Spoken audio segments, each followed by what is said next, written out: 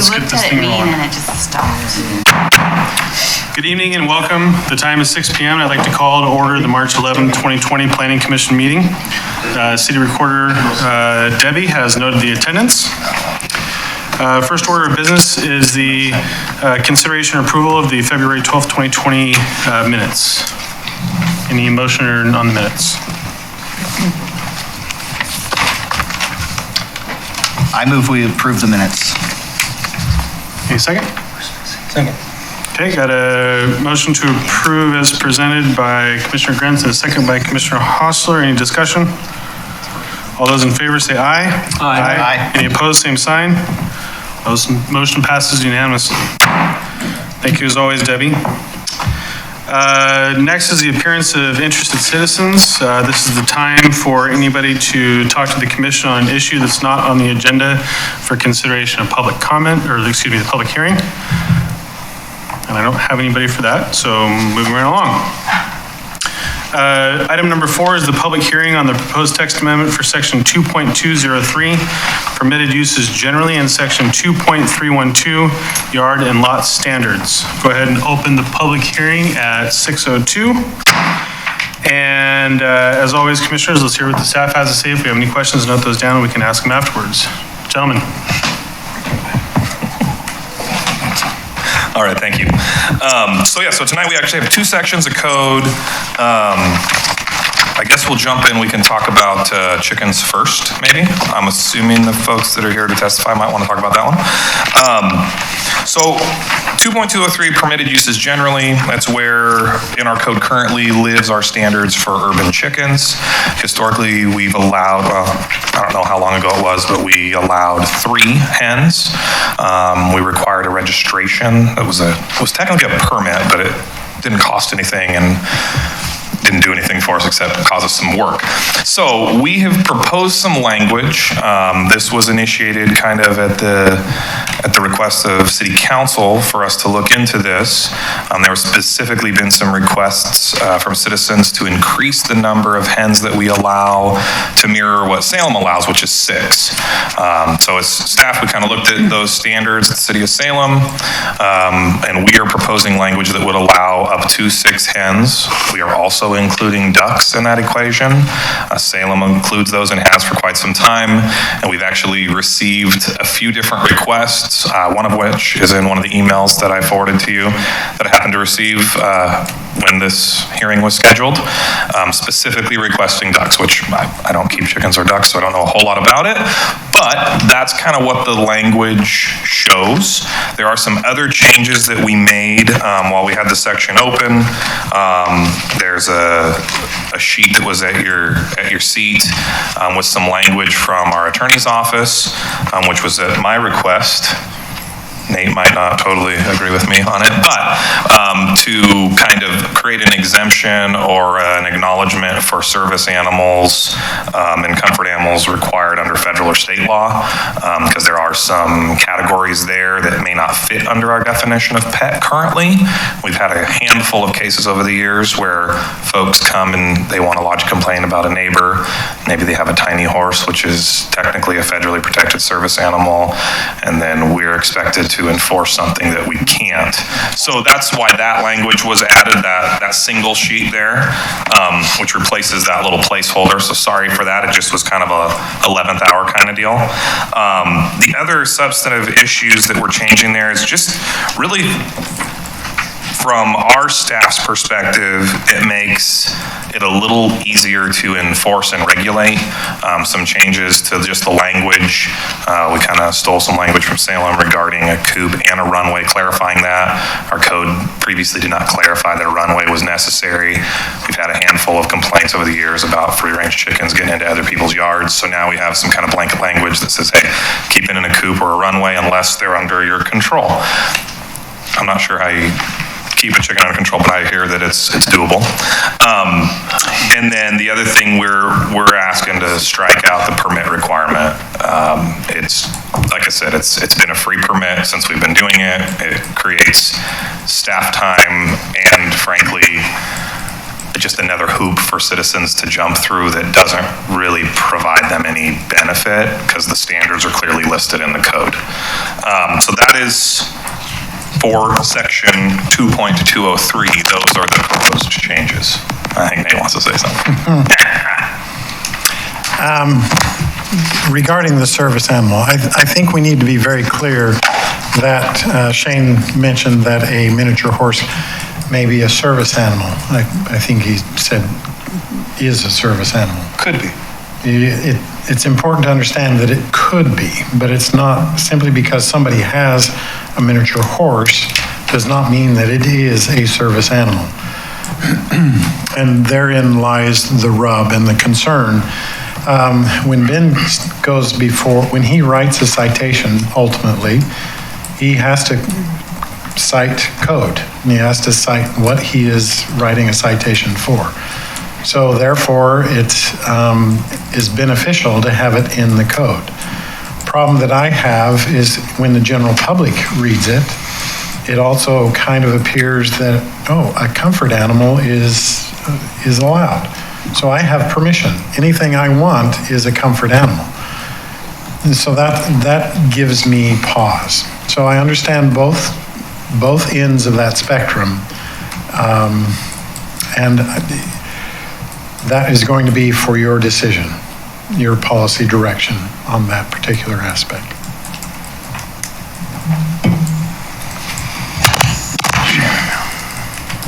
Okay. City Attorney. So the addition of number 9 on that separate sheet is totally up to you folks. I don't really have a big concern one way or the other. Shane asked that we have something to make it clear, so Ben had something to point to and make sure you understand the scenario. The scenario is if we have a complainant, right? And the complainant says, wait a minute, why are you allowing this animal? And Ben says, well, we looked into it and it's a service animal, so we have to allow it. Well, where does it say that? It's kind of hard to find the federal code for it. This language isn't necessary, but on the other hand, it doesn't really hurt either. I think the concern is from Nate's point of view that it kind of draws attention to it. It's totally up to you folks. I will point out, service animals is under federal law. Comfort animals is usually a state law one. There are regulations for them. I'm not really an expert on it, and I had to deal with it briefly once in connection with the community center, but I really don't know a lot about it. But I did find out for some colleagues, which is I was going to include language up under pets or think about changing definitions of pets, and I was very clearly told by a colleague, service animals are not considered pets, so you shouldn't mix those definitions up, which kind of makes sense if you stop and think about it. It's a working animal, not a pet. So totally up to you on how you want to deal with it, but I wanted to just give you that background. Essentially what I'm getting at is, without that, it's still true. But the flip side of it is a benefit for the code enforcement person to be able to point specifically at our code to say, this is why I have to allow them. So I think that's what Shane's getting at. So. Okay, I'm done interrupting. Okay. So with that is the language that we've proposed to change in 2.203. Now, in the staff recommendation that was sent out to y'all last week, I also kind of wrote a little paragraph there about other issues not addressed, and that was driven by a couple of the emails that were received, a couple walk-in customers at the counter, and frankly, when you start to look at we'll just put it into the regular, an umbrella of urban agriculture, we'll call it that. That's kind of a fancy word that other cities like to use. I did not feel that we had adequate time or maybe conversation or reaching out to the general public and neighborhoods to answer those kind of bigger policy questions, like should it be expanded beyond just these chickens? And I know there has been emails that I've received regarding, well, what about goats? What about beekeeping? What about pygmy whatever and pot-bellied pigs, which we don't allow right now, and different things like that. And just from a staff level, I looked at a few different jurisdictions, like City of Portland, looked at Hillsborough, looked at Salem. They all deal with it differently. Salem has a goat grazing program that you can do grazing for land clearing, and we've had people ask that in Keizer before. We technically don't really allow it, although it's been done, and it has been done and we've not prevented it from happening. And I think that's something that if this commission wanted to pursue, broadening that net that's being cast of what we're talking about, I would just urge maybe to tread lightly and to proceed with a little bit of caution, to reach out and have a little bit bigger conversation. Looking at just where cities are all across the board and there's not kind of a honed in, everybody sort of does it this way. It makes me think that, okay, there might be some issues out there. And frankly, I did not reach out to colleagues at all the other cities and go, hey, what kind of complaints do you get if you allow this or that? Hillsborough, they kind of had a threshold of a certain number of farm type animals based on a lot size. Portland was like, well, you can have up to 3 critters like on their website. And it was a bunch of different things, including pygmy goats, pot-bellied pigs. I don't think they did chickens, ducks, whatever. You could do up to 3, but then if you want more than that, you'd have to get special permits. And then if you wanted to have turkeys or peacocks or llamas or other animals, there's another layer of special permits. Again, big bureaucracy, kind of a little bit bigger government than we have. But I think there's a lot of options out there. Our focus was pretty finite to increase the number of chickens from 3 to 6. And to clear up some of the standards. So hopefully that's somewhat helpful for y'all as you consider that. And I think with that, if you have any questions on this text that's proposed, I would be happy to answer those questions. And then we could move to that next section of code and kind of run through it, and you could ask those questions, and then I can quit talking. Can you? Can I go? We got Commissioner Guns first, please. You guys are currently looking to fund a position for the special animal provisions, right? No. Okay. So if I can clarify, just for your confirmation, that the direction given by council was more or less strictly to look at increasing the number of chickens allowed. Thank you. That's correct. Commissioner Watson. Can you be clear on what you mentioned? Just looking at Salem's language, can you clarify? Is this all just copy pasted from their code, or what led your decision to select, for example, The ducks. section? Not ducks. Oh, okay. D5, chickens and ducks must be kept in a coop and runway, which shall be located in a side or rear yard. Looks like we're adding a runway is a fully enclosed, et cetera, et cetera. Yep. What led to that being included? That's actually straight from the City of Salem's website, language off of their website. I liked it personally because of the history I've had with the complaints that we've had and, Right. and the lack of clarity that our code previously had that said a coop is required. Right. But that's all it kind of said. So that's where that language comes from. Okay, thank you. Commissioner Osmer. Yeah, Shane, I didn't have a couple within what I'm about to say. I didn't see geese. Nope. No geese, okay. Now, when I was retired from the Army, I was allowed to have an emotional support animal. Okay, but I had to, the Army, they're gonna do it right, so I had to go through the training, go through documentation, and it expires, so I need to redo it. Now, I can see a mini horse being an ESA, and when somebody calls for a complaint, the code enforcement officer would clearly need to see that documentation. Because I know a lot of people will, like for when I took my ESA, we call it Fat Harvey's, but exit 199 or 99 down there by the casino, I took my dog in. He says, "You're going to have to take your dog away." I said, "Why?" He said, "Because we have an open deli." See, and so that drew some gray area for me. But the point I'm going after is I know that people will want to have a mini horse for a ESA, which is fine, but I think that we need to hold their feet to the fire in updated ESA documentation. Sure. Okay. That's it. Commissioner Keizer. I'll provide, to the best of my memory, some historic clarity of this chicken thing. I was on council when this came. And my recollection is our interpretation of what a coop was an enclosure.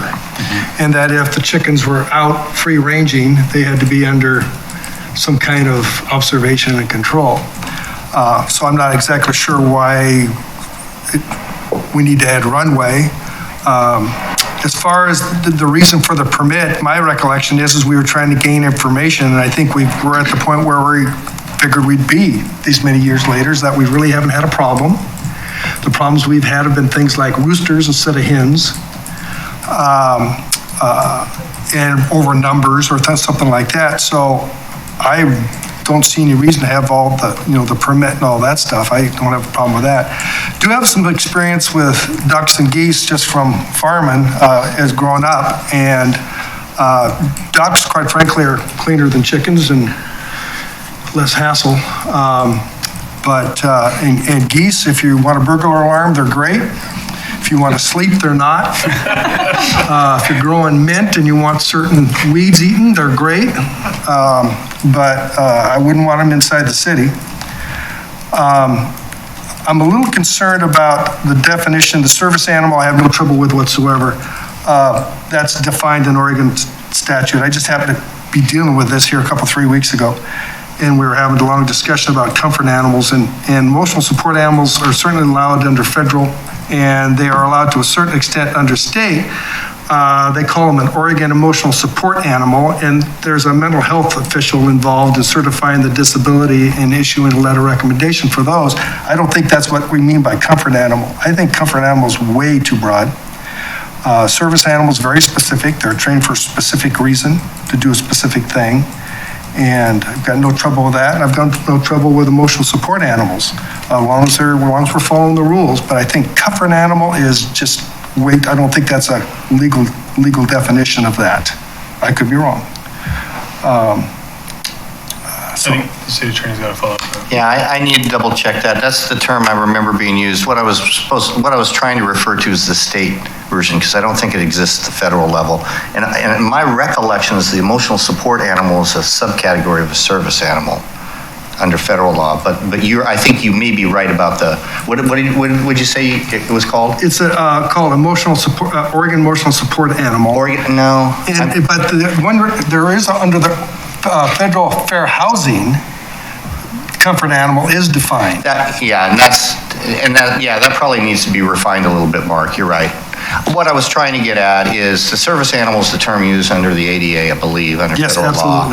And what I was trying to get at is the term that I thought was used under the state law, which looks like I might have been wrong on that. So we'll double check that and make sure that's correct.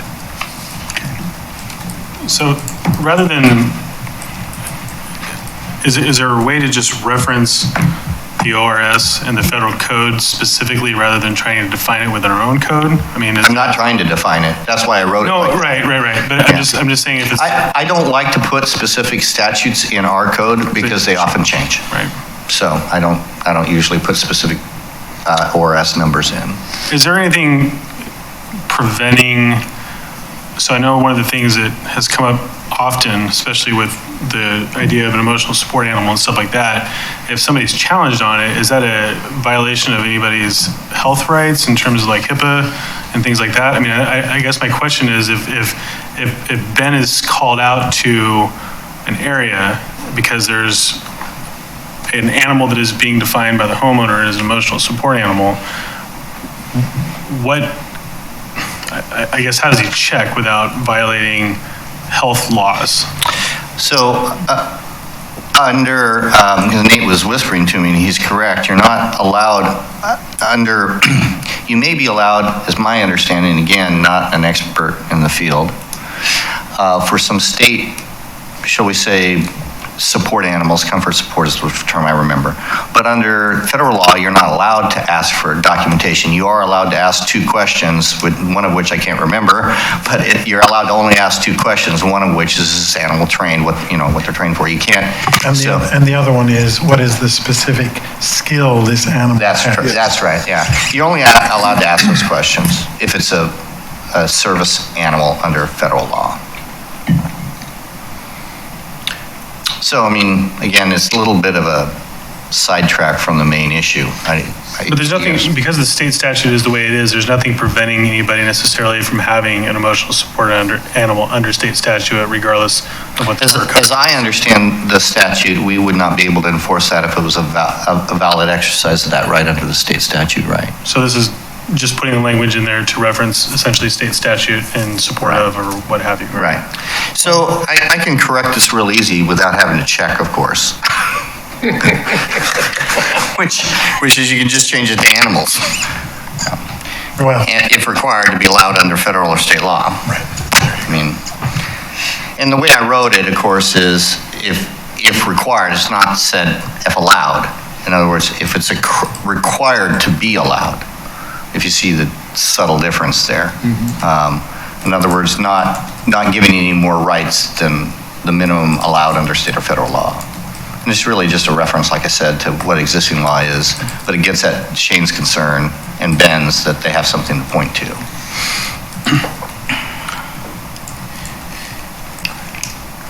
Am I reading this too far in that what you said about federal housing, you can only ask 2 questions, and in the future, we're going to have affordable housing, and there's going to be under HUD, which is Fed. So am I reading it too far that if the compliance officer comes in and says, I can only ask you 2 questions because they have an ESA?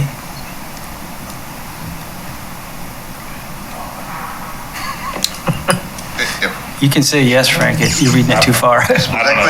Yeah, no, I would say that's too far because affordable housing is going to be created under a variety of different avenues. And there's going to be all kinds of circumstances that the code enforcement person is going to have to deal with. So that's going to be up to the city to train the code enforcement person on what those guidelines are and where those parameters are. So it goes with the job. Commissioner Wasson, Commissioner Whalen. Maybe a language question for you, Shannon, maybe a practical question for you, Shane. Going back to the chickens and the enclosure and the requirement for them to be under control. The language is must remain confined at all times.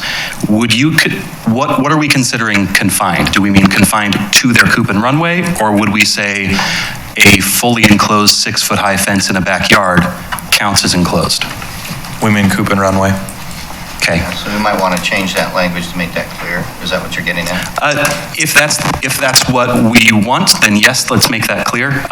The question is informed. I had a discussion with someone who owns chickens in Salem before coming here today, and I asked her opinion on this. She said the must remain under observation of the owner is, in her opinion, it's something that most of the chicken owning community in Salem just ignores and waves away.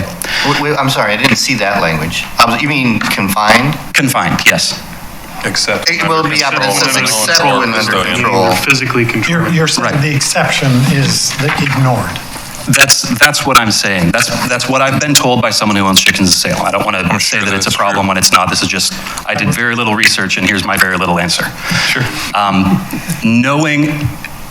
Assuming that could happen here,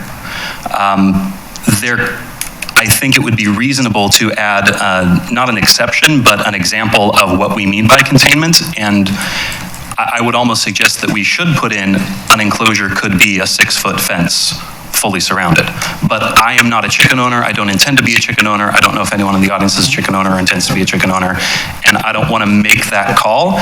I just know what I found out tonight, which is that the owner being right there at all times may not actually end up happening. Is there something we can do to meet the goal of no chickens running down Lock Haven that would be more easily enforced and less of a burden on the chicken owner? From my perspective and the broad scope of things, I think what the issue and what we're driving at is that there needs to be a dedicated space for not just the coop where the chickens roost at night, but also an enclosure where they have access to run back and forth, but that it is a defined area, not just I have a fully fenced yard, even though the mailman goes in and, the cars go in, whatever. Right. What we're trying to say is they need to have specific definition to the space where chickens are going to be allowed, period. I tend to agree that when we make these exceptions, unless, they're on a leash, which, I mean, the reality is, I think we need to dial in our expectations. We're not going to be policing. I mean, if you can leash your chicken, I mean, take a picture. Well, again, as was pointed out, we're not funding an animal control Right. officer here. We're trying to make this straightforward, and so a defined area, I think, is the most important thing. I question under the control of provision as well. That was just simply, that provision was in the city of Salem, and so therefore we wanted to make sure you understood where that language came from and what they do as a proposal. That doesn't mean you're bound by that proposal. So Mr. Johnson's got a follow-up, and then we'll go to... Yeah, and this is a policy question for you folks, and, we might want to take some public testimony before we get too much into deliberation. If the rest of the council, and I guess I'm putting words in Jeff's mouth, I'm not sure which way you wanted to go, but if you wanted to make it more clear about the coop and runway, which is, I think, what Shane's intent was, and it gets a little wordy, but on the very last line where it says chickens and ducks must remain confined at all times, you just say confined to the coop and runway at all times, which I think was what the intent was. I mean, yeah, the first sentence says that. But Yeah, I mean, really, it says that, so it's free. And then the only other question is the phrase at the end, which is a policy question for you folks. You could change it to direct control. You could say, contained. You could delete it, whatever you wanted to do. You could take the determination that you just want them in there. And there is a difference, of course, between the fence and the runway, because the runway is defined as a fully enclosed, which means it's fenced on the top too. So I wanted to point that difference out. Okay, thank you. So I'm going to go to Commissioner Whalen, and if there's nothing else, I want to go out to public testimony. It's almost as complex as the sign code. Don't even go there. Just start here. So you have to sign chickens here. When we were talking about number 9, service animals or comfort animals, staff said that they are allowed to ask 2 questions. With regard to service animals. Right. Landlord tenants, a landlord is not allowed to ask anything under state law.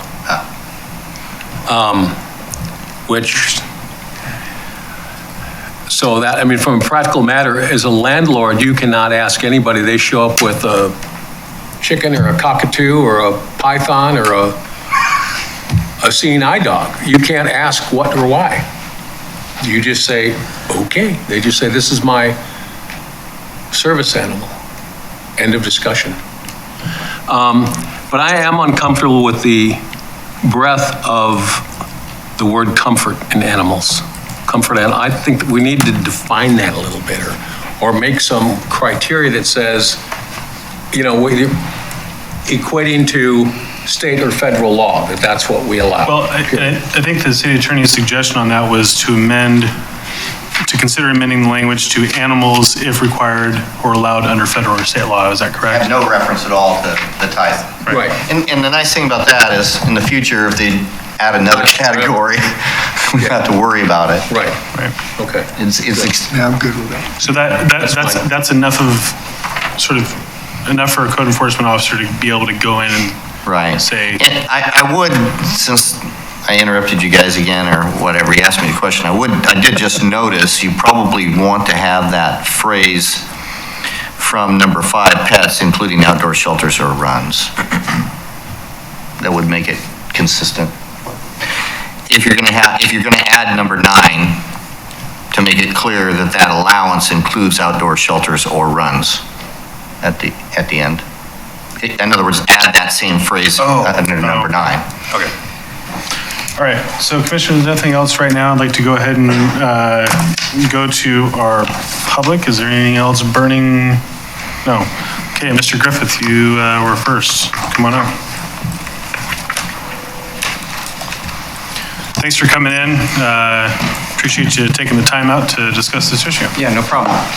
So I'm a third generation person that's grown up here in Keizer. And I used to have chickens back in the early 90s. And the only issues I had with my chickens is predators. and that's why I believe in having coops and runs. But nowadays, people like to free range their chickens, cuts down on the feed cost and stuff. I personally never had a problem with my chickens flying out from a 6-foot fence. So I don't really think it's necessary to always have your chickens in a run. And then also with there was like a permit fee or something. I know Salem was charging that. I don't know about Keizer. But I don't think you should have to ask the government permission to have chickens on your property if you own the property. As long as, you put your you have a chicken coop and a run. I mean, it's really more of protecting your chickens from predators is the biggest issue of why you would need that for the housing home.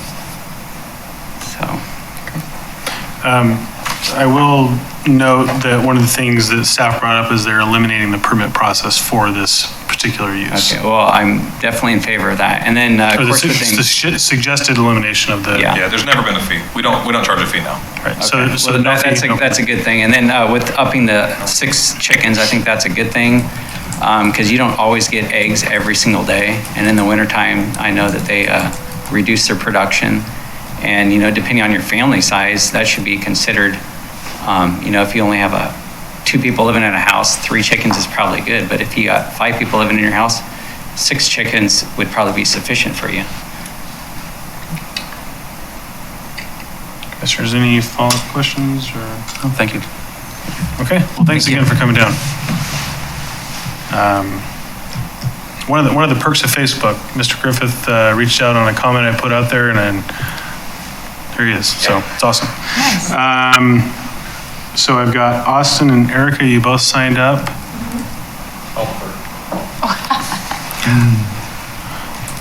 Welcome. Thank you for coming. And I forgot with Mr. Griffith, if you would please state your name and city of residence for the record. Matt Griffith, and I live in Keizer. Thank you. Thank you. Good evening. I'm Erica Arcelbal and a resident of the city of Keizer. We're actually married, even though we have different last names. And we're new citizens to Keizer. We just moved here last April. And we bought a lot that's almost 0.4 acres, so we are really interested in urban agriculture.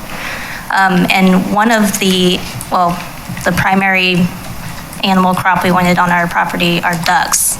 So I'm here to speak as a proponent for ducks, but I've never been a duck owner myself. But I have done thorough research online, and I do have a few friends who own ducks. And so the information I have gathered, I trust. So one of the main reasons that we want ducks is that their eggs are more nutritious and have a higher level of omega-3 fatty acids, and they're bigger. Ducks are also better at producing eggs, and some ducks will produce about 300 eggs per year, whereas some chickens will do 150 per year. And ducks also produce throughout the winter as well. Another benefit of ducks is that they tend not to fly because the breeds that have been bred for laying eggs are really heavy, and so they just are too heavy to fly. They also don't scratch, and so they won't tear up your lawn. And then also they are really good at foraging, so that's another reason why I agree with Mr. Griffith in potentially getting rid of the complete containment section of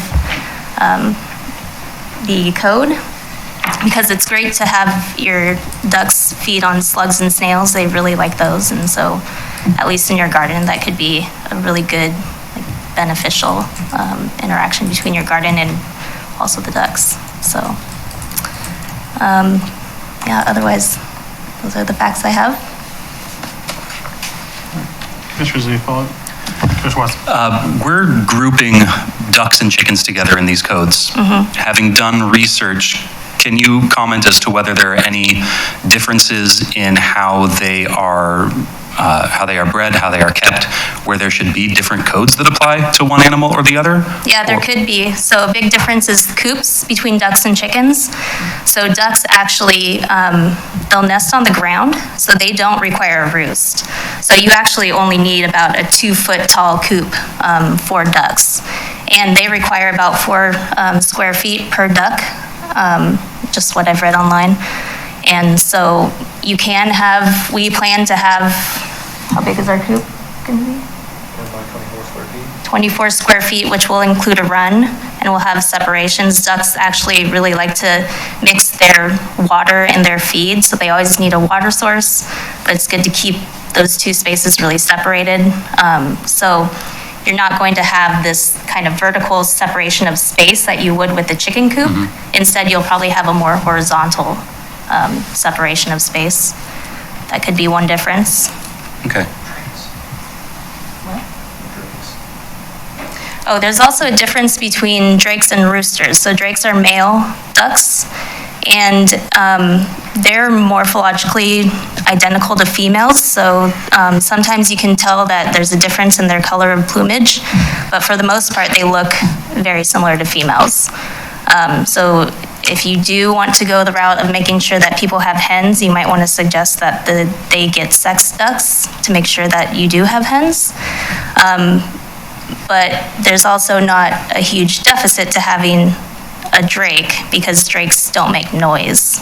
They don't cock or make the same level of noise that a rooster can make.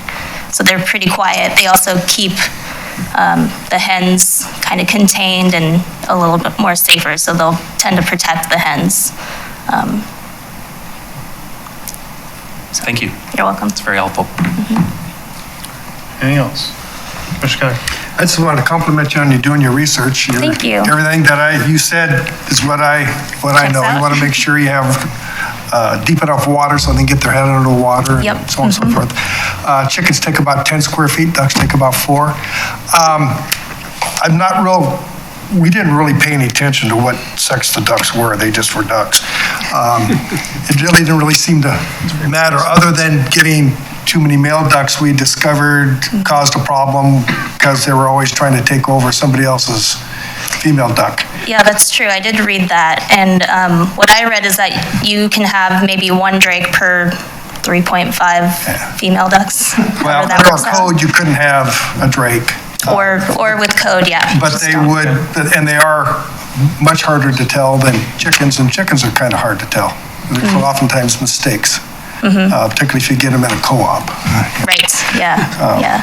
So, anyway, thank you very much. Appreciate you coming. Yeah, you're welcome. And that's, another thing is that we're planning on buying our ducks from a local farm that sexes their ducks. And so you might have a recommendation to just make sure they do that. Or one concern that we have with having a drake on site is that our females might go broody, is what it calls, and they'll want to sit on the egg, and then we'll have another duck that's hatched from the egg. So we don't want that either, because we want to stay in compliance. These animals cannot be bred for Right, meat. so that was one concern with us for potentially buying unsexed ducks, and then we end up with a drake, and then you have to be really, cognizant of trying to find all of your eggs to make sure that they don't hatch into more ducklings. Okay, So- cool. I wish other people were as prepared. Thank you. Thank you. Okay, so ma'am, you came in late. Are you wanting to speak? Come on up, and if you would, please again state your name and city residence for the record, please. Welcome. My name is Chris Dudek, and I live in Keizer. I apologize for being late. I'm glad you all started on time. I would like to say that I'm in favor of increasing the number of chickens to 6. If you are limited to 3 chickens and one gets egg-bound or sick or a raccoon or a hawk and dies, you're left with 2 hens, which is kind of useless. We have our chickens in a coop, and I put them out in what I call a playpen or a chicken tractor, because have had hens killed by hawks. They'll rip their crop out, rip their guts out, leave them half dead, and the same thing with raccoons. So for us personally, we fence everything. Whether that's actually necessary for everybody to do, you can put that in your law, and people will do what they want to do anyway, to be honest. You can also clip a chicken's wings, which will keep them from flying. So we have done that also. We fence ours around to protect them, because we have lost both to raccoons and to hawks.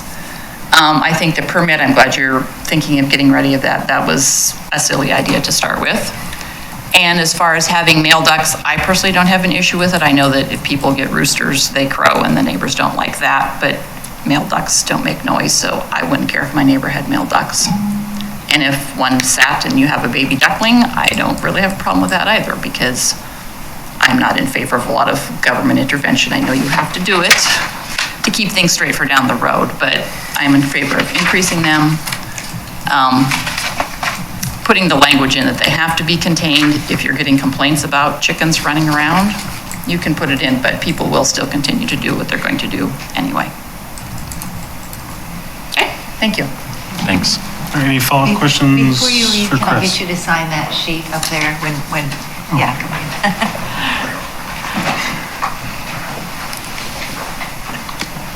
So, And Chair, I have a question of the, for Chris? yes, for Yes, please, Mr. Keizer. whoever.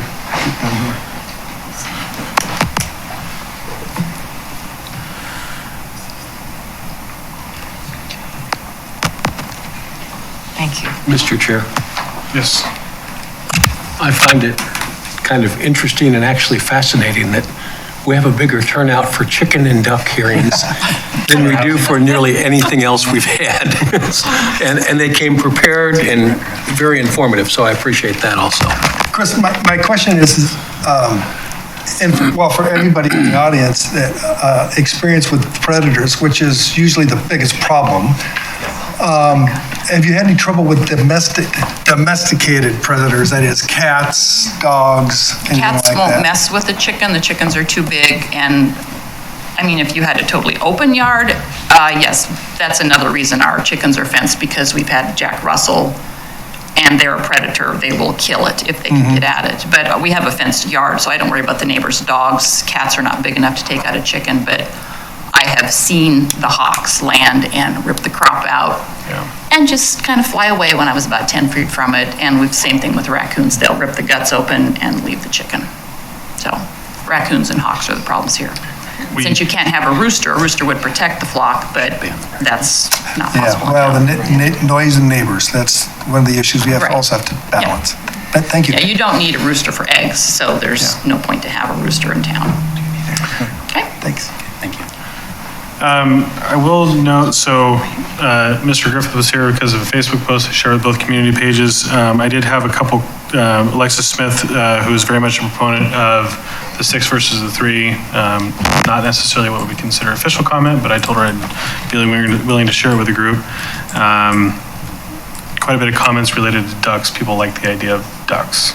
I will say, though, that I have seen, we have my neighbor behind me, we've got a 5,000 square foot lot, and so does our neighbor, and we had a hawk land in my neighbor's backyard, take a chicken with him, and then all of a sudden you just see this carcass falling out of the sky, and it landed in the middle of the road, and then his hawk buddy came in behind him. I think they're tag teaming, I'm not really sure, but there was, right in the middle of the neighborhood, there's just this dead chicken. Circle of life. And that's on and it's a small lot. I mean, so unfortunately it doesn't do very well keeping it covered, but Okay. By the way, is any additional thoughts that have come up from anybody out? Yes, ma'am. Pro beekeeping. Come back up. Yes. I have to just give you my name again? Yeah. No, okay. You did mention bees. I know they're allowed bees in Salem's, New York City. I think keeping bees, especially with the state of honeybees, is a great idea. Not technically, we don't disallow. We don't prohibit them. Right, which is good. As I'm long as all in it's favor. for, use, it has to be for personal use currently. Okay, sounds good. Thank you. Thank you.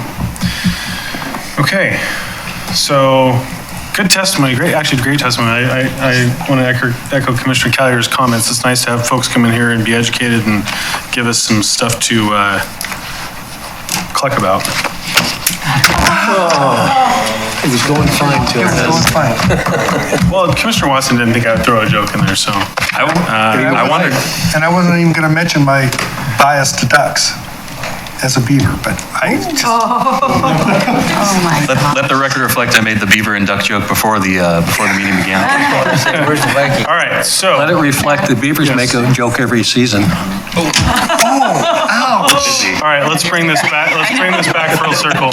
Counselor Freeman, please. I know you guys are very busy, so I don't want to interrupt, but. Baseball season. So I appreciate the adding ducks only because I was the third council person to, so it takes 3 on council to bring something forward or back up for discussion. So I was the third person to say, yeah, let's have a conversation. And I can attest, my neighbors have chickens and my male cat goes over and sits and actually watches the chickens. And so if I can't find him, I know he's in my neighbor's backyard hanging out with the chickens, so. And keeping the distance, too. Yeah, so I guess, whatever, but, so I just appreciate the ducks, and I really appreciate the testimony for you guys taking your time to come in. Please join us at council sometime for testimony, because we don't get a lot at council either. So I just want to say thank you, and I really appreciate looking at ducks, because that was not a comment from the council's perspective. It was just people had been asking to look at increasing the chickens, and so I just appreciate going beyond that. So, thank you.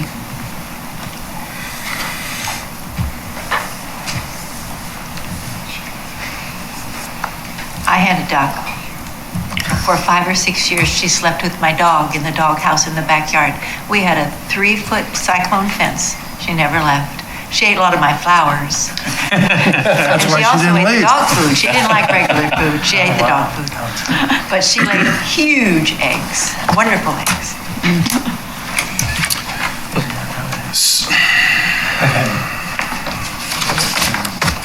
Okay. I have a number of thoughts personally on this issue. I think one of the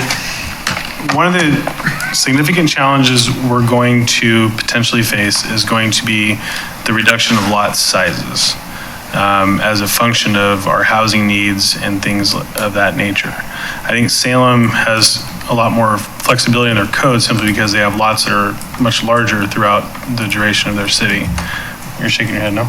Well, but as they develop lots, they're developing them Smaller, right? smaller. Right. I'm also a big proponent of just letting people generally do with their property what they want to do with their property. But I think there's a health concern to take into consideration as it relates to some of the really small lots. Chickens come with salmonella and other potential issues. And I think as long as you have responsible owners and people that are educated in and around the area, it reduces that risk. But what I don't want to have happen is we run into a situation where now you've got, 6 chickens per lot, in a 20,000 square foot area, and now you're dealing with health impacts, which is nothing that we control, and I get that. I just want people to be aware of the issues there and just communicate with each other, which is really important. But personally, I think going to 6 makes sense. I think it's much more permissive and reflective of generally what this commission has done over the course of the last couple of years in trying to be more flexible with homeowners and property owners, which I think is great. I personally don't oppose ducks. I think that duck eggs are great, and they're not, chewing down trees or, causing disturbances in creeks, which is a jab at beavers. But yeah, just my 2 cents. I think that the language change in 9, changing from the animals, if required to be allowed under state or federal law, including outdoor shelters or runs, is the suggested language that's being proposed by the city attorney. Makes some sense. The coops and the runs thing I think is helpful. Again, my neighbor has chickens and their chickens have come over our fence, which unfortunately we have a half terrier mix, and unfortunately they lost a chicken. I think people are generally responsible, and it's just one of those things, as long as you're communicating with your neighbors, things should go pretty good. So that's just kind of my thoughts so far. Anybody? Yes, I do. Looking at the agenda and accessory dwelling units, an individual or if a resident has an ADU on it and then they want to add ducts on it, is there a distance height from that, from the house? No, we basically have, in the code, we're proposing that the coop itself, the structure, would comply to accessory structure standards. Most of the time, coops are so small that they really can kind of go anywhere in the backyard. So, I mean, our focus from staff level was to include the language for runways because we have had quite a few complaints over the past few years. I mean, it's all relative, but we've been on the other line of the call of the person who lost a chicken. I don't think it was you, Matt, because I would have known if it was you. But it was a big hot issue of a dog eating somebody's chicken because it got loose and this and that and the other thing, and one running in the road. So I mean, we focused on the structure itself would be regulated as an accessory structure would. So an ADU has its own set of standards. Accessory structures have their own sets of standards. Generally, if they're small enough, they can be right up to a property line. And so you got me thinking to make sure that it is included specifically that we are talking about a limitation on the property.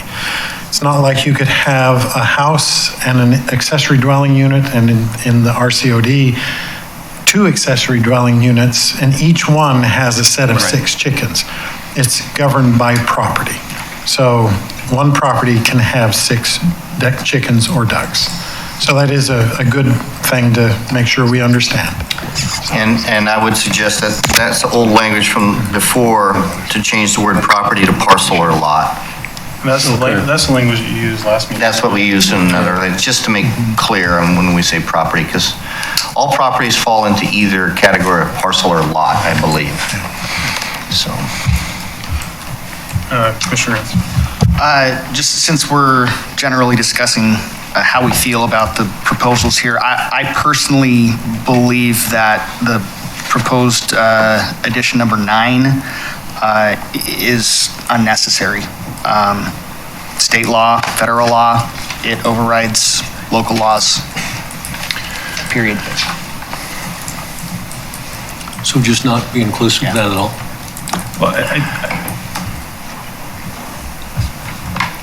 I think the point, as I understand it though, is solely for purposes of code enforcement, because the code enforcement officer has to point to our code in order to discuss an issue. So for example, if somebody decided to bring on a tiger and then said, well, this is my emotional support animal. Comfort tiger. Yeah, I mean, it really is, that's all just straight Shane. Number 9 is straight my request to the legal department to add something for some clarification. But I would agree, Commissioner Grants, it is not necessary because we cannot regulate things that we cannot regulate. For me, it was more of the, hey, maybe it would be a simple little ad for the communication to the general public when they look at our standards and go, well, your standard says this, enforce your standard. So, but honestly, we will not, I personally will not lose any sleep over it one way or the other because we will do our job the same way whether or not number 9's in there or not. So. But I will defend Shane's position a little, because as you can tell, I am really ambivalent about it as well. You were anti-us. Fine. However, the process that we use, that Ben uses, is when he writes a citation, he has to put down it goes to municipal court, and municipal court is focused on the code of the city of Keizer. And so it makes it helpful for Ben to be able to say, here is a Keizer Development Code provision that says you shall do X. The judge likes to see it, it makes it clear. But he can still reference state statute or federal law, correct? He's writing the citation he would be using. That would be exact. So he doesn't, it's really. Correct me if I'm wrong, but state and federal law would only come into effect and need to be cited if he issued a citation. If he believes that the animal is a service animal or comfort animal allowed by law, he wouldn't issue a citation. That's true. Yeah, no, I mean, it specifically gives us something to point to say why we're not, and I quote, because I've worked for the government for 22 years, why aren't you doing your job, right? That's sometimes what happens, is so it is literally, we have that issue, and we've had that issue over the years with animals specifically, that folks will want to question why we're not enforcing what the rules say. So in this case, when you read the rules currently with our development code, pets are very narrowly defined, and they exclude all types of livestock, all types of pigs, all types of poultry. So we have this exemption in the code that's specific to backyard chickens in a residential use to be allowed as a generally permitted use.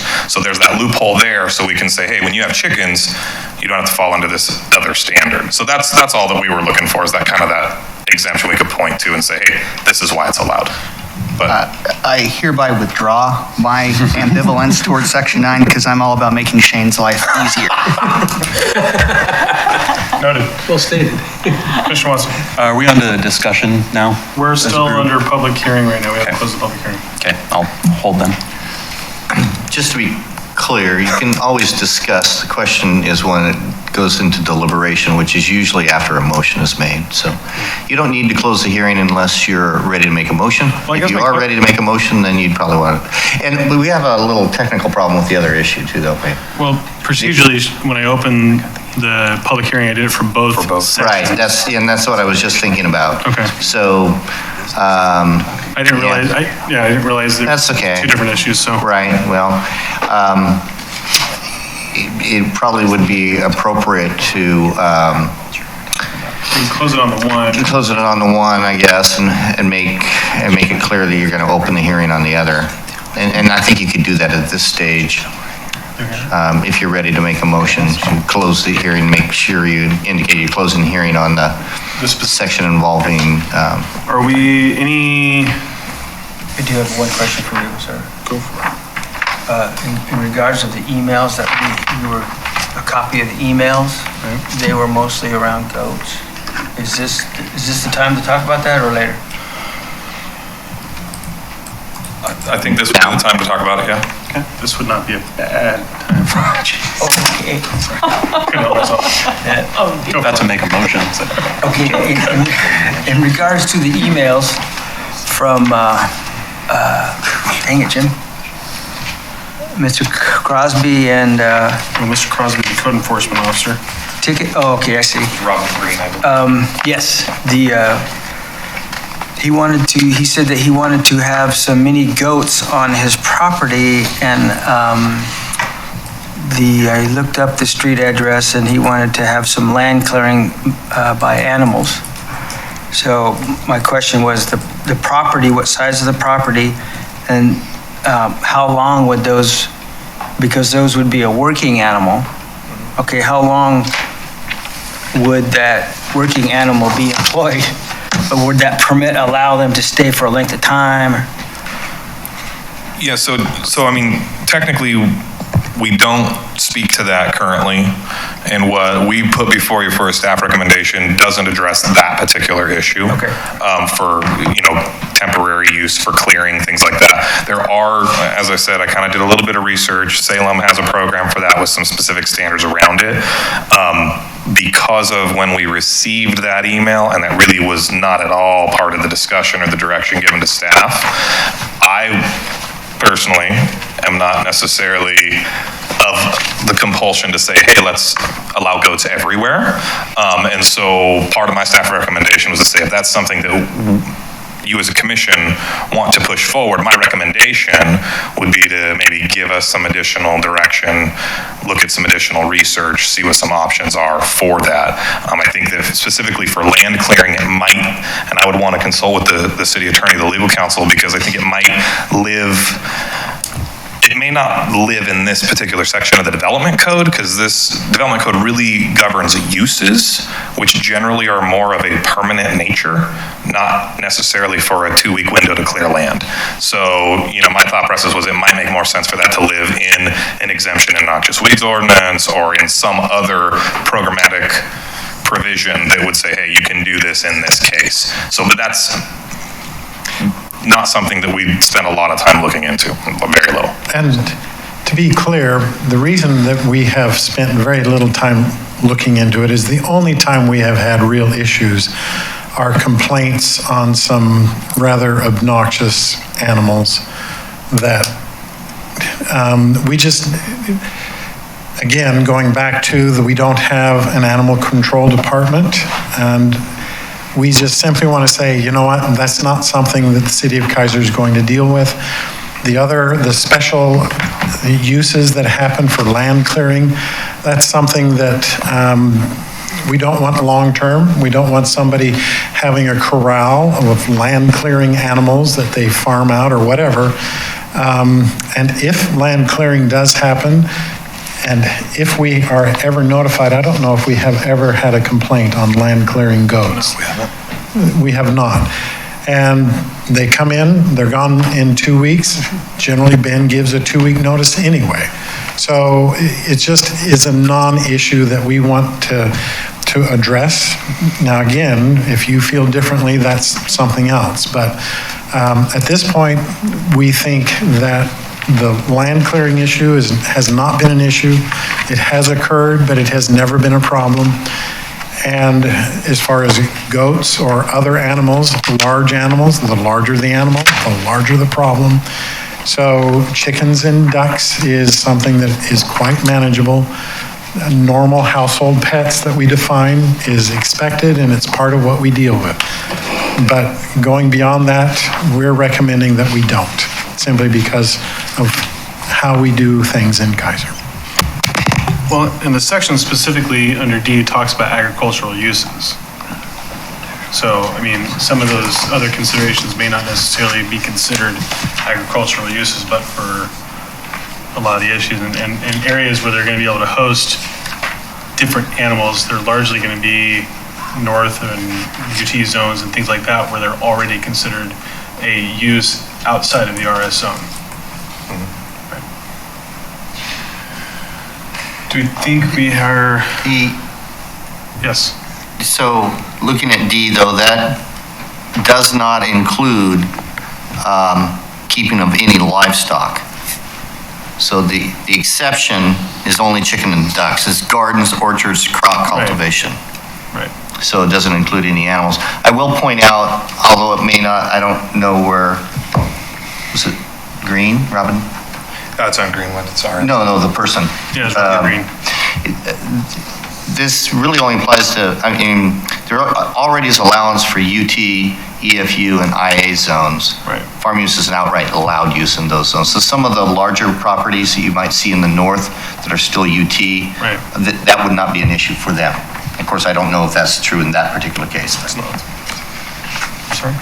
I think that's what you said. Yeah, right, and even is that what you meant? Yeah. Oh, I'm sorry, I apologize. I'm talking about specifically in the RS zone. In the Gardens RS and everything zone, else are allowed, but these two additional agricultural uses are the only ones being proposed as additional uses outside of gardens and normally, okay.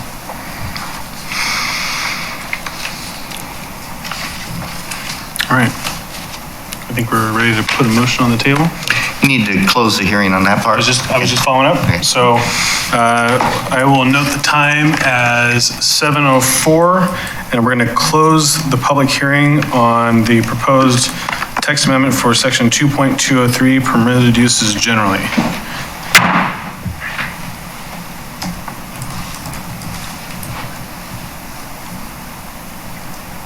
Any motion? Oh, a second.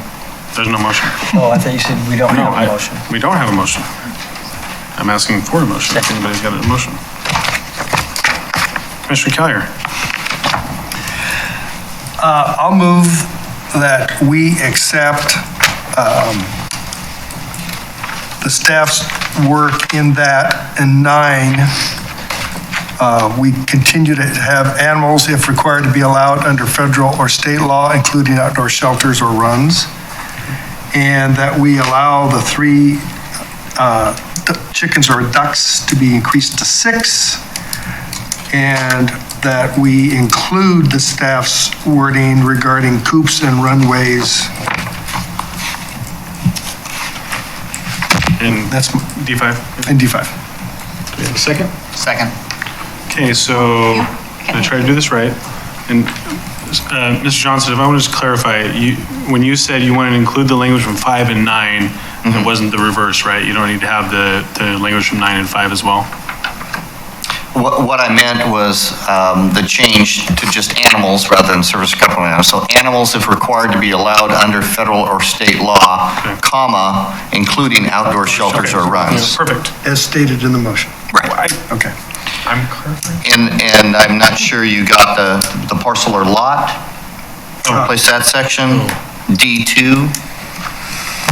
Replace the word property with parcel or lot. And I'll accept that, parcel or lot, There's a second accept? Yes. as amended. Okay.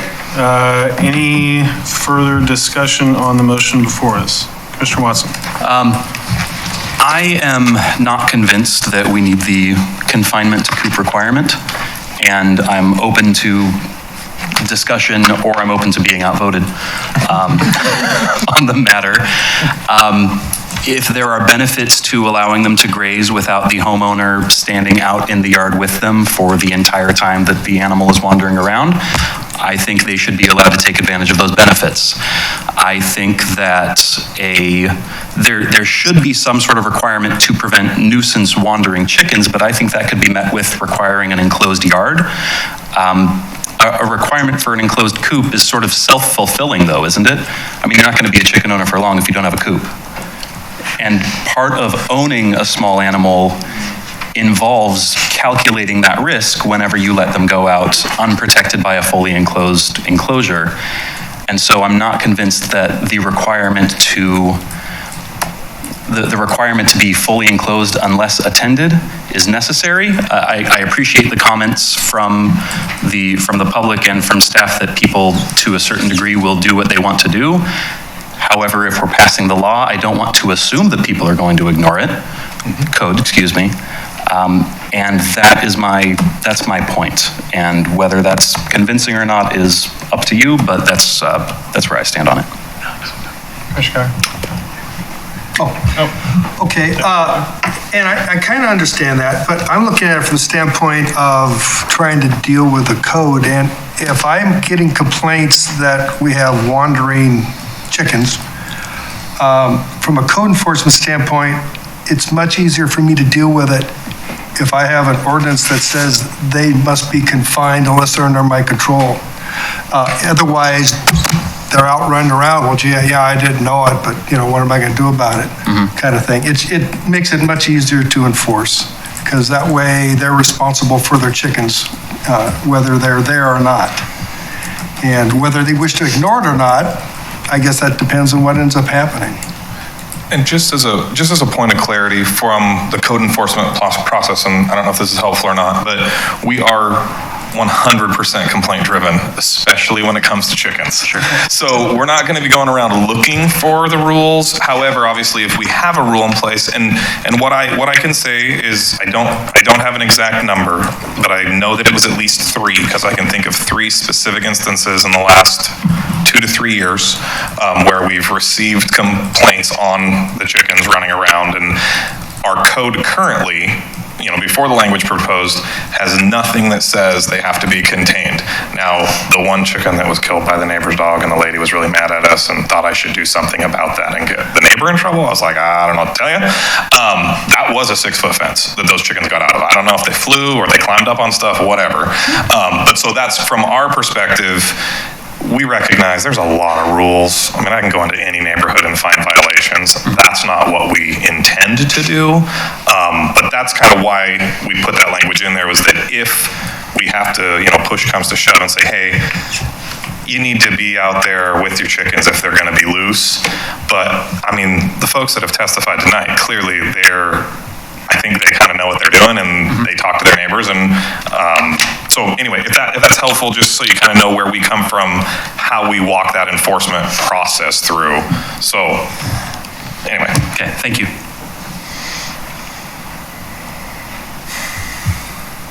Commissioner Wilson?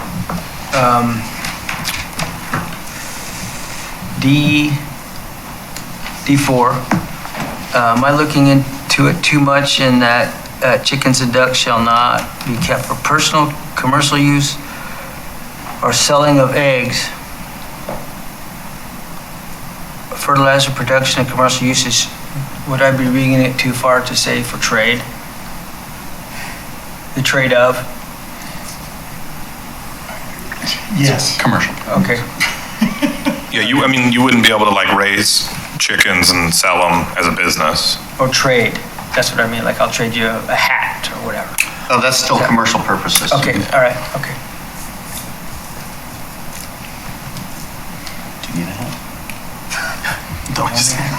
Okay, any further discussion on the motion before us? Way easier than the sign code. All right. All those in favor on the motion, say aye. Aye. Go aye. Sorry? Aye. Okay, any opposed? Motion passes unanimously. And we didn't even quack up. Take his gavel. I couldn't do it. All right, so we're going to, City Attorney, if I recall, you want me to reopen the public hearing on 2.312? Correct. Or just continue it? I think you're kind of opening that, actually, because you Okay. closed it before, so. Say again? I think you're opening or reopening that, since it Okay. was really closed. So we'll go ahead and reopen the public hearing on section 2.312, yard and lot standards at 7:11. Okay. I think that this one will be much more straightforward and easy. This was identified on our work plan. It was already in the queue, ready to go for this month's meeting, and then chickens came about. And so, silly me, I thought, oh, hey, the Planning Commission always asks us to bring more than one thing so we can really get our, sleeves rolled up and get on it. So that's why we have these two pretty unrelated issues tonight. Had I known we were going to have this much conversation, I wouldn't have had them both. But now that we're here, essentially what we are looking at doing, we had identified that there was some issues specifically expressed from citizens with fences in their front yard who want to put up a chain link fence that have a very hard time finding 3.5-foot tall chain link fences because they sell them in even 4-foot sections. And for years and years, we've had this issue. There's a ton of illegal 4-foot chain link fences up in town, frankly. Again, we're complaint driven, but it's been brought before us multiple times. This was one identified as, hey, let's clean up the language there. So primarily, we're looking to change that height restriction from 3.5 feet up to 4 feet for yards for fences in the front yard.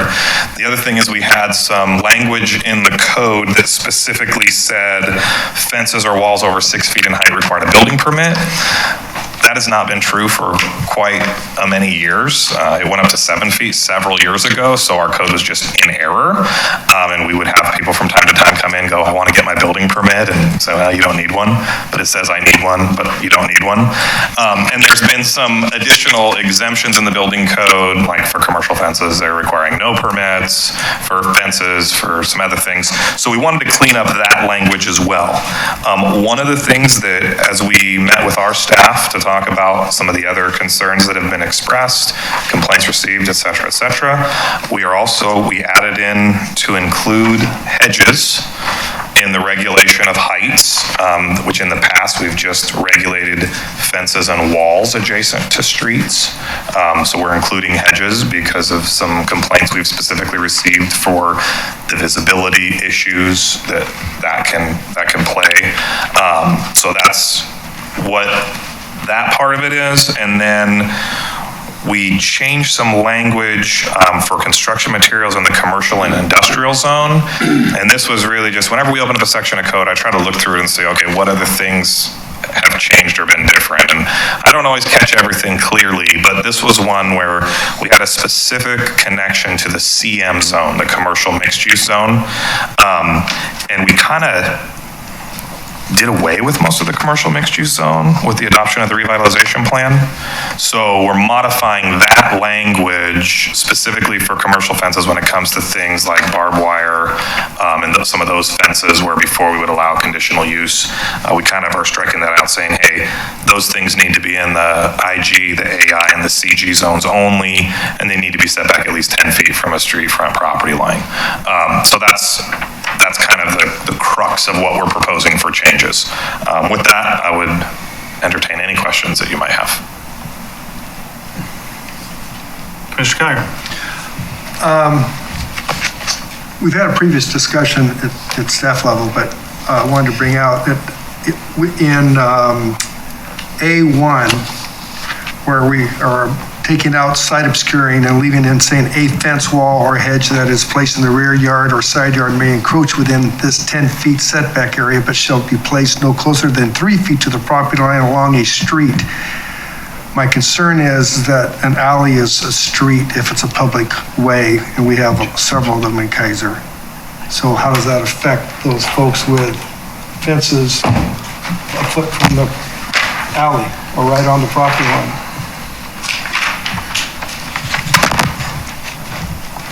Yes. Okay. And that was, I have to say, that was probably an oversight on my part in that I was not considering the aspect of an alley, because an alley, by definition, is limited improvements. You don't have sidewalks, you don't have those kinds of facilities. And so the major reason why we're concerned about hedges and fences in the front yard is because of the other improvements. The reason that we have bike lanes and pedestrian ways, et cetera, is we want to generate a sense of community. An alley does not, that's not the purpose of an alley. And so I think it would be a simple matter to exempt alleys from that requirement. So you're suggesting just adding language to exempt alleys? Is there any other rights of ways similar to that that would be potentially exempt? I don't think so. I didn't see any in the list. In the definition section, it lists 8 different types, and which I won't reiterate, but private access easement is one of them, but I consider the front yard of a private access unit to be like a street. I think you'd want to have the same rules. But, you know, if you don't, that'd be a different issue. But other than that, they're all like cul-de-sacs, half-street, frontage roads, local streets, arterial. I mean, they're all what we would think of as true streets.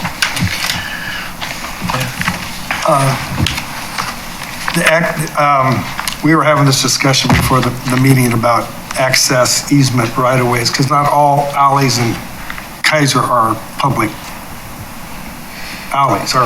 Yeah, I mean, we have some that are alleys, but maybe access Specifically easements. talking about the one on the north side of Whitaker, which is a access easement area. And it'd be the same thing. They have their hedges and stuff right up to this. Why wouldn't you consider that an alley? I would, but I was just saying, I was told that it was an access easement, not an actual public alley. Oh, come on. Who told you that one? You? Community development staff. No way. I guess what the question in my mind, Mark, would be, your intent would be to say, hey, if you're on an alley, you should be allowed to put your fence up to your property line, unless your property line includes the alley, like some of our alleys do, right? Yeah, that was another issue with this original writing is property line. Right, so I mean, and clearly, like, I didn't propose any changes to that language of the language of street, but if the concern is to make sure that it can be up to the edge of an alley, I mean, I do think we can create some language to exempt that, for sure. I guess my concern is fences don't last forever, hedges don't last forever. Sure. And so my concern is that, oh, well, my neighbor's taking out their arborvitae hedge. Thank God. But now they got to put something in, but it's going to be 3 foot back from where it was. Yeah, it wasn't the intent to capture alleys with this change. Okay. So you brought up property again. Is there any distinction on property or lot versus parcel? Just asking the question. Ask Shannon. I'm so sorry. No, I don't think so, because I think that because it's referring to a property line, it's the whole boundary of any kind of property. But that's just Shane's the issue. I don't think there's a concern about the word property here, as it is, because it's not like the other context, if you see what I'm getting at. Sure. There is an issue that I don't know if Shane or Nate want to weigh in on, is for those of you that may know, the property line in a subdivision is usually quite a ways up into the yard. And so are you saying literally 3 feet back from the property line? Are you intending maybe 3 feet back from the inside of the sidewalk? No, from property line.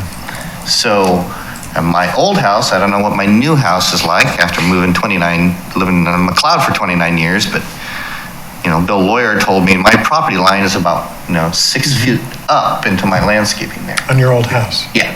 Yeah. And that's because your old house was on McLeod. Right.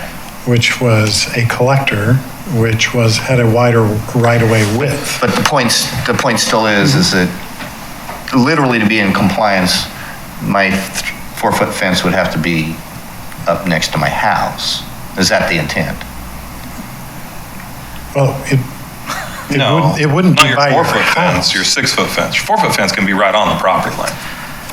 If you exceed 4 feet in height, you have to be set back 3 feet from the property. So if you're, Okay, I see what you're getting at now, because that reference to 3 feet is to the side yard, but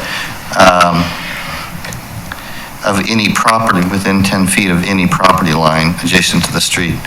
Oh, so I can be on the other side of the property line then? I mean, you can be on your property line. okay, so you see, and that's my point.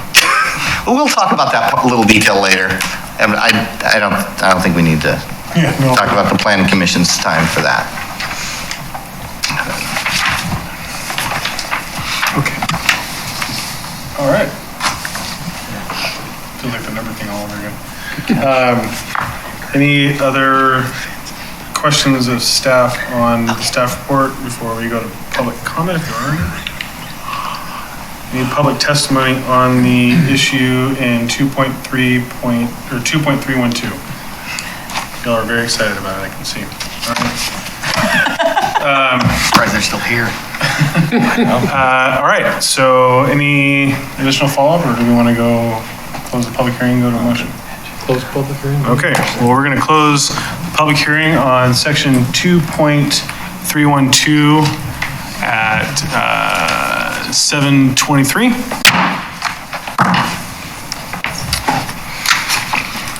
Mr. Gritz. Please bear with me, this is my first motion. I move that we accept the staff report and recommendation as proposed, or as provided, with the exception of adding to section 2.312.10A1, the 10th line, where it starts line along a street. I would like to add excluding alleys and access easements.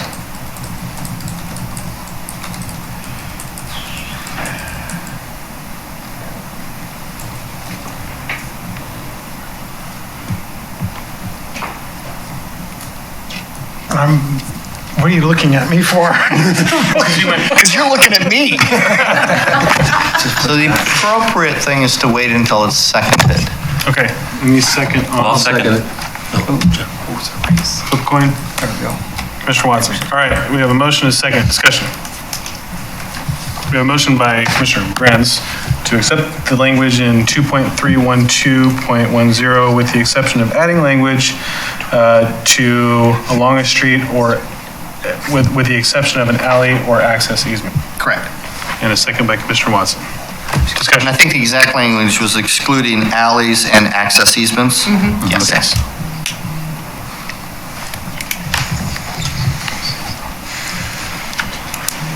You're fine? Oh, okay. Well, 30 seconds ago, it didn't look that way. Ask again in 30 seconds. Okay. I don't want to. I don't want to. Any additional discussion? All those in favor signify by saying aye. Aye. Same sign, or, excuse me. All those opposed, same sign. Motion passes unanimously. Great job. All right.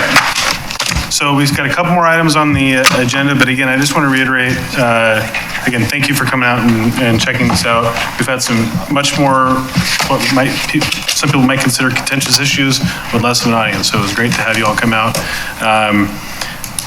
Just thank you. So, All right, where's my agenda? It's somewhere here. All right, so do we have new old business in the staff report?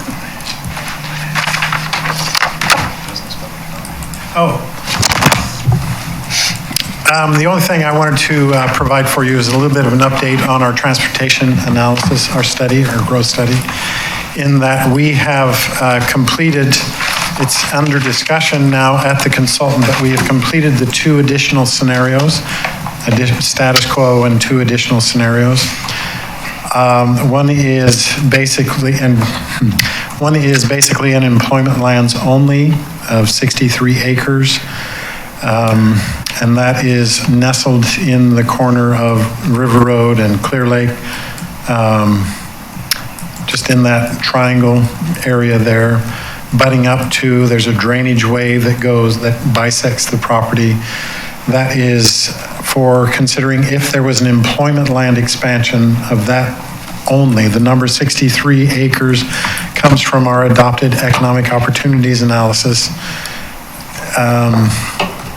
And then the other one is, this is Shane's term, the full nuclear option of if we brought in all the exception lands and all of our housing needs for single-family residential, total of, there's 173 acres of exception lands and 400 and change of other land. We tried to carve out using the street grid pattern going up to but not crossing 35th. So it stops at the west side of 35th up to Quinniby and across that big block there, with some additional employment lands, basically doubling the size of what was adopted in the EOA, just simply for the discussion purposes, some analysis purpose. The first feedback we have from our consultant is, well, your density for your single-family housing is less than 4 for the total acreage, which we drew it because of those constraints. We have wetlands, we have some slopes, we have some sensitive areas that we eyeballed, basically, not more sophisticated than that, and said, look, this has got to come out. So we're shooting for the low range of density, just simply for construction purposes or discussion purposes. Anyway, so they're doing their number crunching. They actually deployed their traffic counters. And when I say traffic counters, they're electronic devices that they put up on poles that count traffic. It's so cool. And they did that all in a day. So we have 25 intersections that were counted, and they are busy now crunching numbers and getting to work. We don't know where, I asked them if it was their advice that we carve back on our land. I'm not sure what that would look like though, because you start going on the interior of these major street grids, and I don't know if it makes a lot of sense. The reason we drew it to the grid line is what's driving the cost of this expansion is going to be these streets and these street improvements. And they're going to have to be made anyway, because those grids are what's going to serve this new area anyway. I remind people, the term that I heard that I really like is, these are really just crash dummies. You crash them against the wall and you see what breaks and what works and what doesn't, and then you go from there. So I liken this as we have 2 crash dummies that are being driven into the wall. Anyway, so it's in process and work is being done. What is the duration of the study for the traffic analysis? It's intended to be done in 6 months. So they're going to be monitoring traffic flows for 6 months? No, they've done their counts. Oh, so, okay, so it's not... It'll be more modeling for now the future growth. So basically now they have traffic counts, turning movements counts, and now they're going to be doing their modeling, basically saying if this number of homes, 1,600 homes, were created here, what is the distribution going to be, and where's the impact going to be on what intersections? And what is the capacity of those intersections? Given the existing geometry of the intersections, what is the capacity and what improvements would have to be made to this system?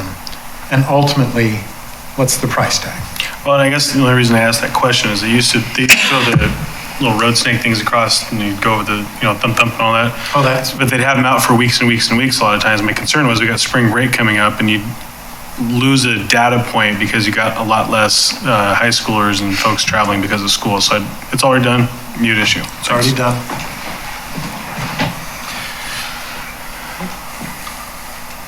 That's all I got. That was easy. All right. Council liaison report. Councilor Freeman. Well, we had a lively discussion at planning. Hardly wait to tell the council about that next week. Tomorrow morning, we have the Marion County Commissioner breakfast at 7:30 at Sherry's. We have a couple more weeks left of the Police Academy.